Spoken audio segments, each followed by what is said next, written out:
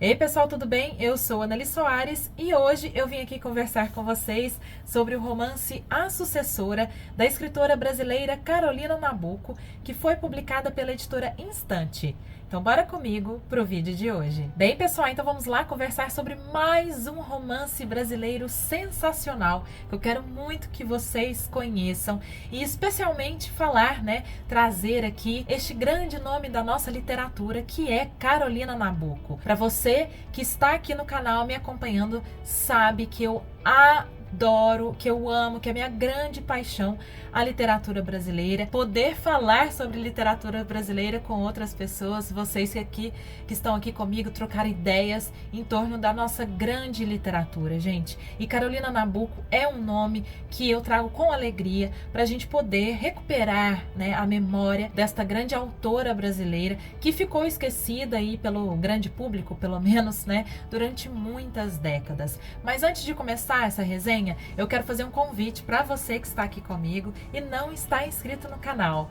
Vá ali embaixo, clique em inscrever-se e aproveite, clique também no sininho. Assim você recebe as notificações do canal assim que eu publico, fresquinhas na sua casa. Se você gosta de literatura brasileira ou quer conhecer mais da nossa literatura, este aqui é o canal para você. Eu gosto muito, falo sempre, tem playlist especial, dê uma conferida. E hoje então nós vamos falar sobre uma grande autora, então não perca. Bom, então Carolina Nabuco, para quem nunca ouviu falar, foi uma escritora brasileira muito importante e popular na sua época. Ela é filha do Joaquim Nabuco, que talvez você se recorde, que foi um político, bastante importante do país, abolicionista, inclusive também um dos fundadores da nossa Academia Brasileira de Letras. Ele ficou com um nome um pouco mais conhecido e, infelizmente, a Carolina foi sendo, pouco a pouco, aí, deixada um pouco de lado, por N questões, talvez, do mercado e também pelo nosso próprio problema aqui, da desvalorização da literatura brasileira. Mas como eu falei ali na introdução, ela foi popular, ela teve sucesso de vendas e crítica na época, por exemplo, do lançamento da Sucessora. Este livro aqui é de 1934, gente. Então é impressionante, Eu sempre gosto muito de conhecer escritoras que estavam, mesmo tantos anos passados, escrevendo histórias e personagens que mesmo hoje parecem assim interessantes, revolucionárias, inovadoras,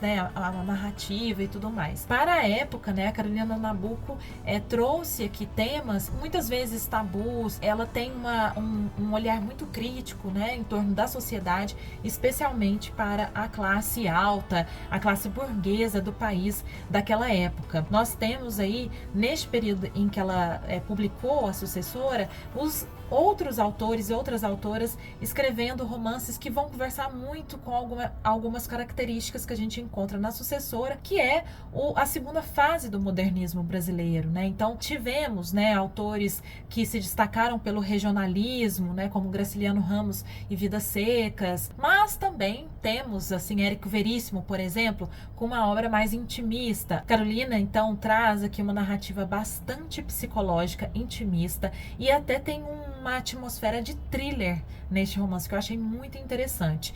Não é exatamente um suspense, assim, que tenha grandes momentos de virada, mas sim, tem ali um thriller, um suspense um tanto psicológico nesta história, que eu já vou contar para vocês. E certamente nós nos enveredamos, a Capitu chegou aqui, Cap?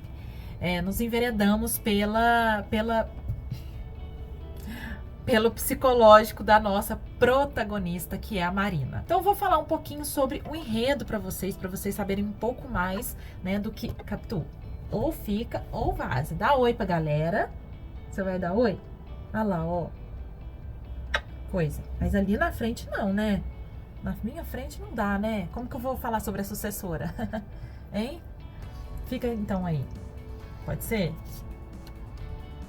Bom, então vamos lá para o enredo, gente. Vamos saber o que fala a Sucessora. Neste romance, então, nós vamos ter a história de Marina, que é a nossa protagonista. Ela é uma jovem que cresceu, né, nasceu e cresceu em uma fazenda. Então, neste romance, nós temos dois ambientes bastante importantes e que diz muito sobre o contexto brasileiro naquele momento, né? Primeiro, este ambiente rural, né, que a Carolina retrata com um pouco menos de intensidade do que a cidade, né, o Rio de Janeiro daquele momento, mas sim, nós temos contato com o ambiente da fazenda e principalmente, de maneira muito sutil, ela coloca aqui os resquícios de uma sociedade que saiu, né, de um regime escravocrata, mas que durante muitos anos, eu posso dizer que até hoje, né, gente, a gente encontra resquícios deste momento na história. A Marina, que é a nossa protagonista, ela é uma espécie de sinhazinha, né, uma das pessoas da Casa Grande. Ela tem ali alguns empregados, algumas empregadas da fazenda,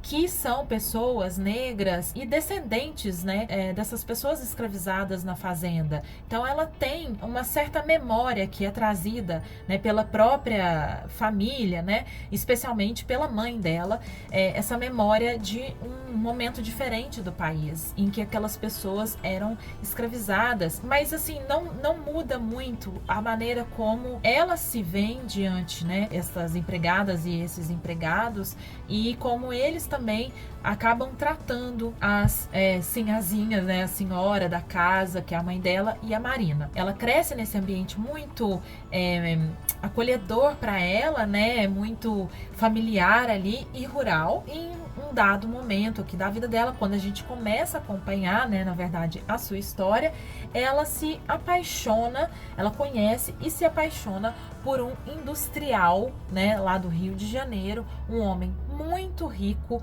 de dotes assim, né, inúmeros, acaba se casando com ele muito jovem. Ele é um homem um pouco mais velho que ela, na verdade, se for olhar até, eu imagino que ele deve ter lá seus 30 e poucos anos, e ela tem ali seus 18 anos, por aí, 19, né? Então, eles têm essa diferença de idade. Ele é muito urbano, né? Então, ele tá envolvido ali na industrialização do país, naquela classe social alta, preocupada com a modernização, com a tecnologia, né? Com aquelas referências todas que eles traziam naquela época da Europa, principalmente da França, né? Então a gente vê ali um Rio de Janeiro, uma sociedade carioca bastante influenciada pela França, pelos comportamentos, cultura e tudo que vem com isso, né, da cultura, principalmente da França. E ela, pelo contrário, como eu falei, é uma menina que nasceu num ambiente rural, com outros tipos de realidade, com uma roda de amizade e de referência bastante diferente, né?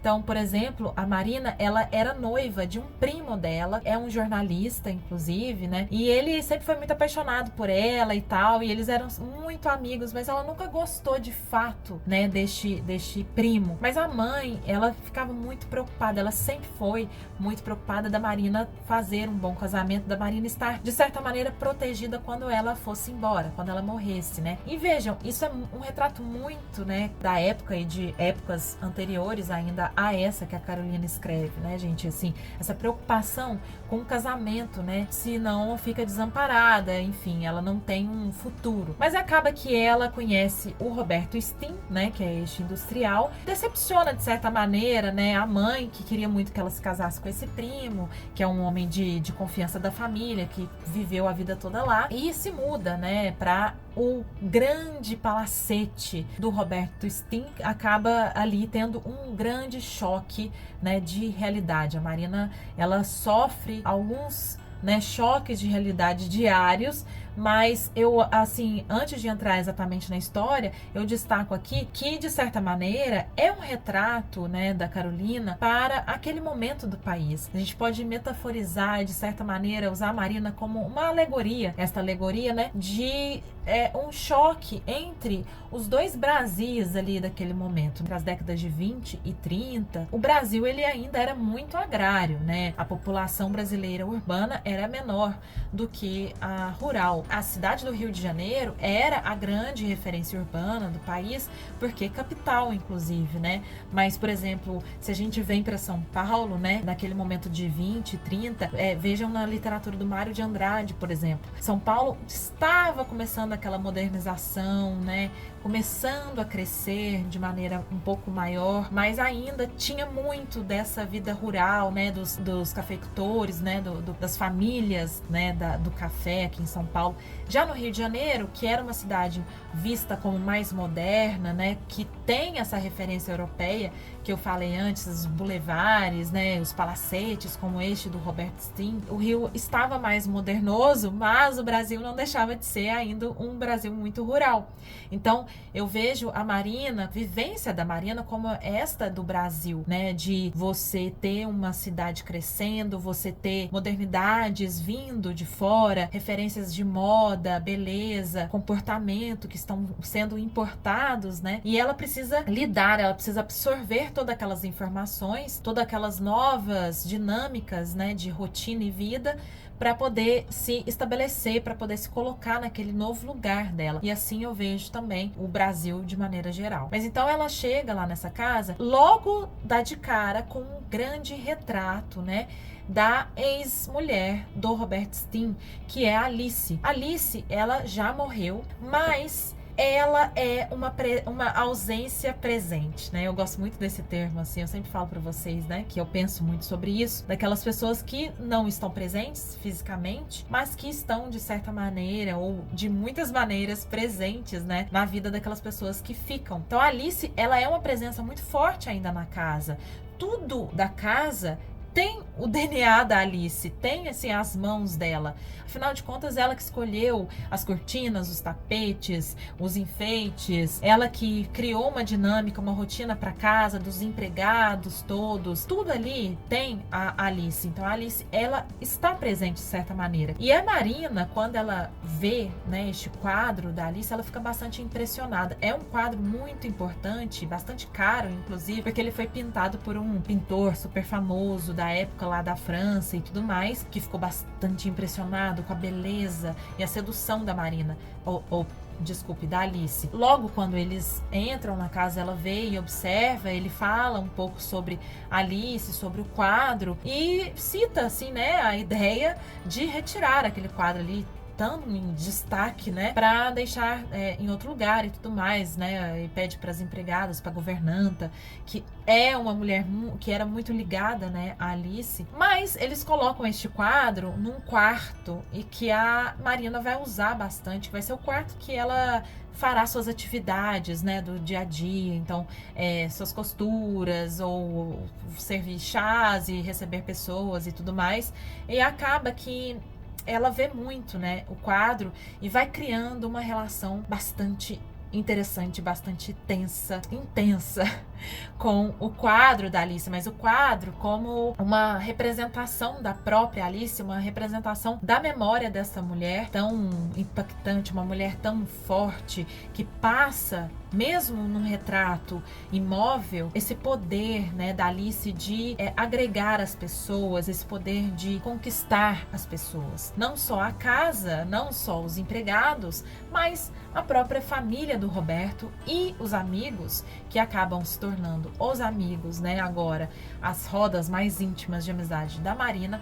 Eles também trazem muita referência da Alice. Eles ficam comparando as duas a todo momento. E ela absorve muito essa ideia. Então, ela mesma acaba criando, né, esta comparação constante com a ex-mulher do marido. Aquela divinização, idealização da Alice vai crescendo e vai tomando um espaço que é que não é saudável, né? Não é saudável para Marina de nenhuma maneira. Então, por isso que tem uma atmosfera de suspense, um pouco de terror psicológico, porque a gente vai acompanhando a agonia, e é imensa, dessa mulher, né? Dessa jovem, que além de tudo isso, tá se adaptando a uma vida muito diferente àquela que ela tinha, a um espaço muito diferente. Ela acha assustador aquele tamanho de casa, aqueles corredores, aquele monte de quarto, né? Então, ela não quer isso. A Marina, ela é mais simples, assim, no sentido de desejar uma vida mais proveitosa, mais simples. Tem muita vontade de viajar mais com o Roberto, porque eles vão passar a lua de mel, né, fora do Brasil. E ela sente muita falta daquela viagem que eles fizeram, né? Que, de certa maneira, é um último momento em que ela se enxerga feliz, né? Porque depois, a partir do momento que ela passa a viver naquela casa, ela se torna uma grande infeliz, assim. Eu acho que lá no fundo ela se questiona muito porque, né? Por exemplo, se casou com o Roberto e não com seu primo. Eu acho que agora eu me esqueci, gente. Eu acho que ele chama Miguel. Porque não se casou com Miguel, que era um homem muito dedicado a ela, que era um apaixonado por ela, que a entendia, que também vinha daquele mesmo ambiente, né? Então tem esses questionamentos dela, né? Ela sente uma melancolia, assim, muito forte. E uma nostalgia também, né? Daquele espaço da Fazenda Santa Rosa, onde ela era acolhida, onde ela se sentia parte. O palacete do Robert Steen, os amigos dele, que são muito snobs, né? Eu acho, assim, pra mim, pelo menos, passou um pouco isso. Parece que estão a todo momento expulsando a Marina daquele lugar, expulsando a Marina daquele espaço, sabe? Ela se sente como uma estrangeira. Toda essa pressão, toda essa opressão que ela sofre, né? E eu acho aqui que a Carolina, gente, ela, de maneira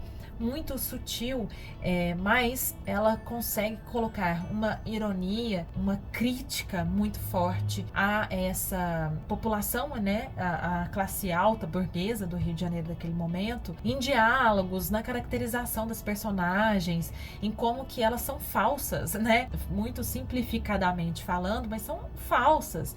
E a Marina, ela é um tanto ingênua, mas sim, ela vai pouco a pouco entendendo, se sentindo mal, né, nesse ambiente.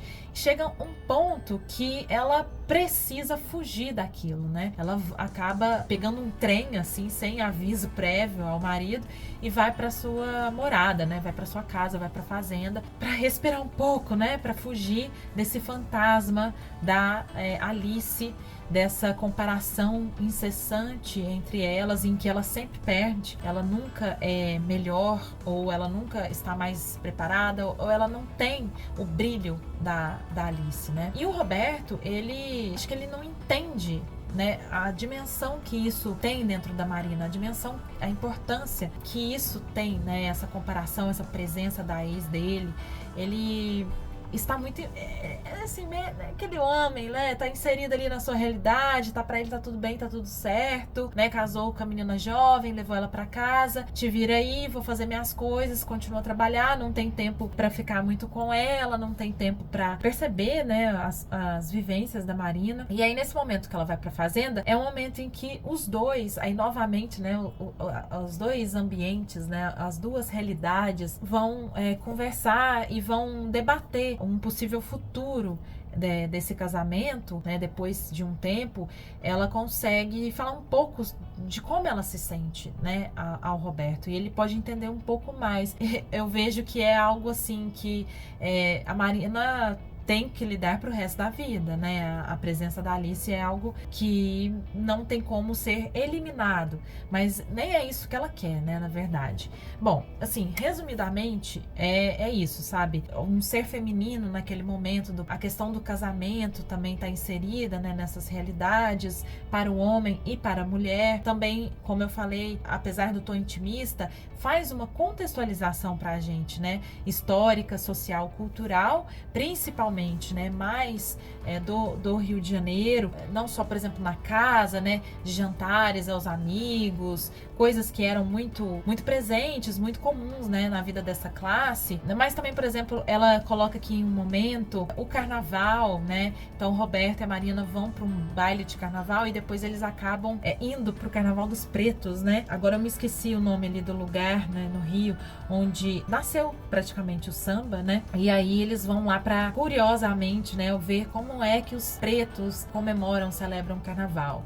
Então, vejam que tem toda um retrato mesmo feito pela Carolina de um Brasil daquelas décadas de 20 e 30, né? Muito bem retratados, muito bem escrito. É um romance, assim, delicioso de ler. Eu adorei a escrita da Carolina. Sabe, é aquele livro, gente, que a gente pega e a gente não quer largar. Por fim, eu quero finalizar esta resenha contando para vocês um pouco sobre os bastidores e o pós, né, da publicação desse livro, que tem uma história, assim, muito interessante. Vocês vejam que coisa, né? A Carolina Nabuco publicou este livro em 34. Ele foi sucesso de vendas, de crítica, super bem, né, lido e falado na época. E a Carolina, ela é filha do Joaquim Nabuco, então ela morou fora, porque ele foi embaixador, inclusive, do Brasil nos Estados Unidos. Então ela tinha um inglês muito bom e ela traduziu o livro dela para o inglês e enviou o livro para agentes literários dos Estados Unidos, da Inglaterra, né, naquele momento. Alguns anos depois, né, sem a resposta desses agentes literários, em 1940,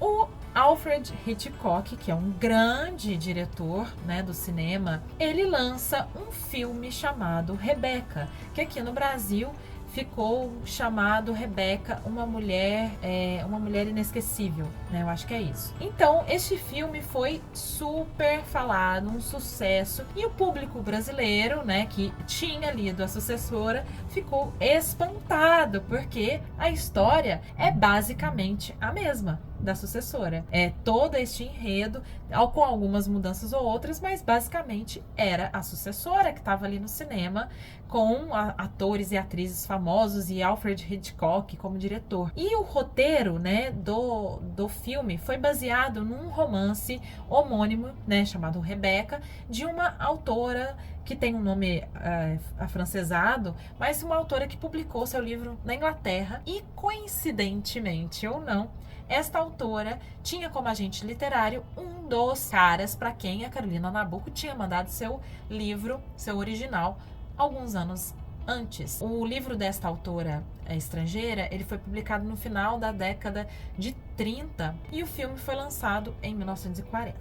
E a Carolina Nabuco, claro, né, também ficou muito chocada, muito impactada. A Carolina conta que um assessor ali da produção do filme chegou a entrar em contato com ela, oferecendo uma quantia de dinheiro para que a autora, Carolina Nabuco, assinasse, meio que assim, dizendo que ela não reclamaria o plágio, que ela não entraria na justiça pelo plágio e tudo mais, ou seja, para meio que silenciar a Carolina Nabuco. Ela, por honra, ela não assinou, ela não aceitou isso, mas, né, depois de um tempo, ela desistiu de entrar na justiça porque ela considerava que era uma luta perdida, né, o poder dela, uma autora brasileira, contra todo o aparato, todo o poder de Hollywood. Então, ela acabou desistindo, né, de entrar na justiça para isso.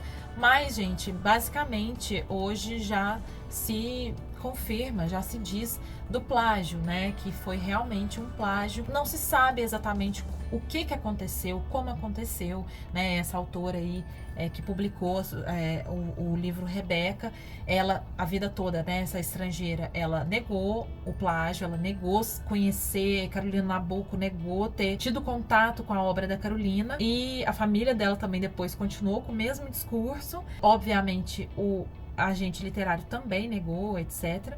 Então, é isso, assim. Tem essa história que é muito triste, né? Uma autora com um trabalho tão interessante, tão bonito, tão importante, passou por algo assim e depois ainda a sua obra, o seu nome foi meio que esquecido, né? Então por isso que eu acho tão importante trazer esse vídeo aqui hoje, né? Para que a gente possa recuperar, né, a memória e a obra da Carolina, conhecer, né, uma autora brasileira, dar o valor, né? Inclusive, o último comentário, como eu já citei, eu acho que anteriormente, eu acho que eu citei, este romance foi tão bem avaliado e tão bem querido pelo público, que na década de 70, em 1978, a Rede Globo produziu uma novela com o nome A Sucessora, com a direção de Manuel Carlos, com a nossa protagonista Mariana sendo a Suzana Vieira. Inclusive, gente, eu acho que recentemente agora, naquele canal Viva, eles estão fazendo a reprise da Sucessora. Oportunidade para você que tem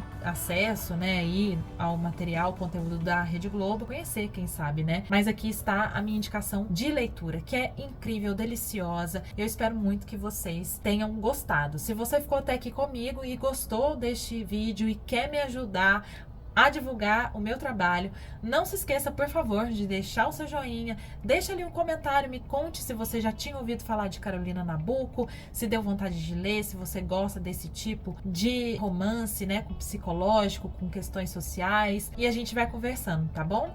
É isso, pessoal, eu vejo vocês no próximo vídeo, um beijo grande e até!